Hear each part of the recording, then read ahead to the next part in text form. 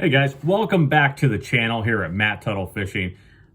Just super excited that so many of you I got new subscribers and likes, and I just deeply appreciate it. And so what I want to kind of do is follow up on, I talked on a couple of previous videos, was about fishing in Ohio. And so of course I'm from Ohio, and well, we talked about wintertime Ohio fishing.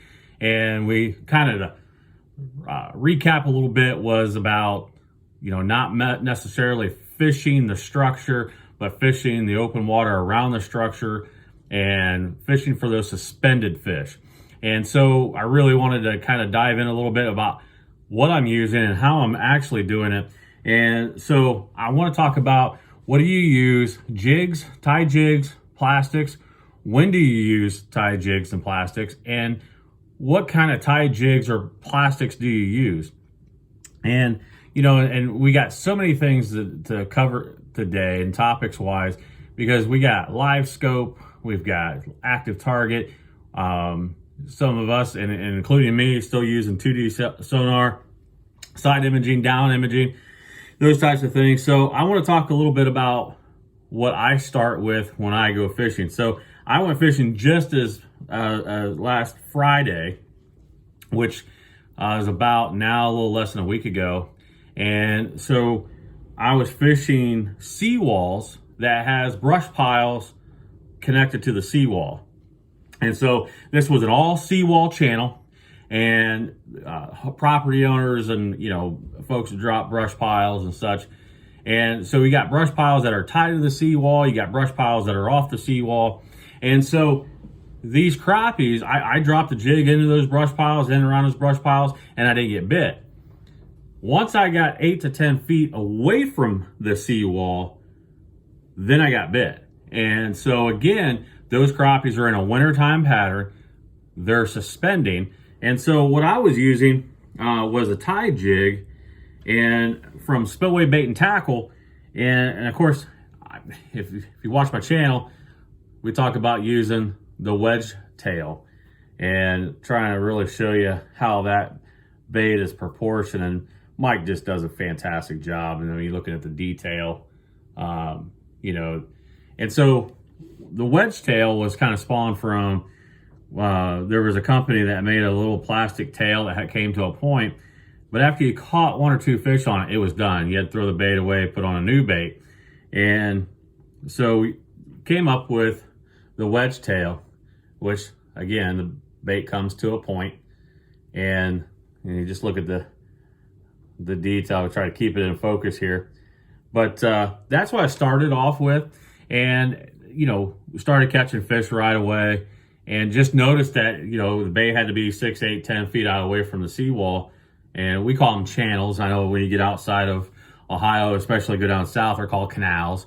But I live on a man-made lake that doesn't have coves and doesn't have backwaters. There are channels, there's houses, and it's a very populated lake. So, and then, a little later in the day, not much later, but a little later in the day, I switched, because what happened when I first started fishing that day, it was all cloudy, almost foggy, that type of deal.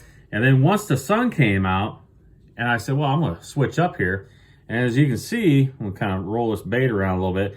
You'll see there's some sparkle there in the tail. So there's some little bling, or what we call bling, and a little pink and chartreuse. And, our lakes are typically pretty off-colored and dingy. Summertime, you drop a jig down and it's gone. You can't see it past 2 inches deep through the water column. But this time of year, the water is much more clear because of, it's just wintertime, all the algae's dying, and so I get away with those pinks and chartreuses. So I switched up to that, and then a little later in the day, the clouds came back, and it was a little darker out, and so I switched up to a black and chartreuse, a little hair jig. Mike does a nice job to get to the little hair, but it still had some sparkle in it and some bling in it. And then that finished out the day. And again, we still had to fish out in some open water. The structure was nearby, but I don't believe that they were really relating to that. I mean, because we were fishing so far out away from the structure that I don't think it really related. And so one of the things too is that with those fish being so far out away from the wall, the sea walls or the banks, and because I talked in the previous video, even if you got big laydowns and such, you don't necessarily need to be down in the laydown, just be around it and maybe just out in front of it in that deeper water. So if your laydown comes and there's 25 foot of water off that laydown, doesn't mean those crappies are going to necessarily be at the bottom of that 25 foot of water, but they're going to be suspended out and around it to where you really don't have to get a jig down inside that tree. It's just kind of casting around. So when I go to casting, I go to Reed's crappie jigs and got a hand-tied twister tail. So when you go to casting, hand-tied twister tail, I like a hand-tied twister tail just because I don't have to keep fixing it. It doesn't slide down the hook. I don't have to manage it. I cast, retrieve, cast, retrieve, cast, retrieve, and it takes care of itself. And I don't have to mess with it. And so especially the guys on, using forward-facing sonar, I like that hand-tied jig. I know I can throw it across brush piles. I can throw it out. If I got my forward-facing sonar out 30 feet or whatever, however many feet you got out. Some guys got it out 100 feet now. But I'm going to know that I'm going to be able to throw that hand-tied twister tail, and at the end of that cast, that bait is not fouled up. And so I'm going to be able to make that retrieve. And, the cool thing is, like I said, Reed's crappie jigs, they make these. I even got quarter ounce twister tails. So if you're really wanting to get a bait down deep, but again, we're talking about Ohio, and I use this technique anywhere in Ohio, even if we're in a deep water lake, Ohio. Again, I've talked about my home lake being super shallow, and so I'm using it, under a cork, and so I'm using a cork, something like this. This is a 5/8 inch cork, and I've got that pegged, and then one of these jigs underneath it like that. And so, but then I can set it at, I think last Friday, I'm recording this on Wednesday. So this past Friday, I was fishing about 2.5 feet deep, and I was in about, I think it's about almost 6 foot of water. So about 2.5, sometimes 3 feet deep. So I'm about midways in the water column. And I still always want to try to be up above the crappie so they can see the bait well and that sort of thing. So again, I want you guys to focus on if you're in Indiana, Ohio, Kentucky, northern Kentucky, this time of year, you don't have to necessarily relate to the structure. And some of the lakes down in southern Ohio, you have standing timber and such. And I know a lot of guys, well, hey, we'll go right to the standing timber, and you can catch fish doing that.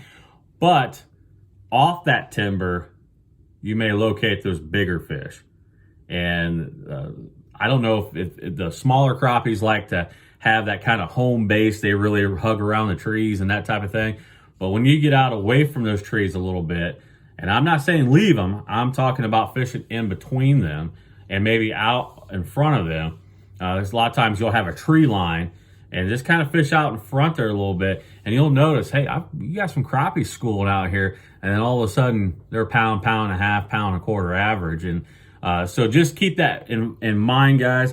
And especially with talking about fishing hand-tied jigs, I use spillway bait and tackle, have any kind of application, any type of jig style. I'm going to be taking some of their jigs here real soon down to places in Tennessee, Alabama, and Florida, and some hair stuff, some hair jigs, some feather jigs. Makes a tremendous feather jig. So check out Spillway Bait and Tackle on Facebook, and then also check out Reed's crappie jigs with an aspect to twister tails, and especially like I said, the forward-facing sonar. It's such a great tactic to have that twister tail that's tied.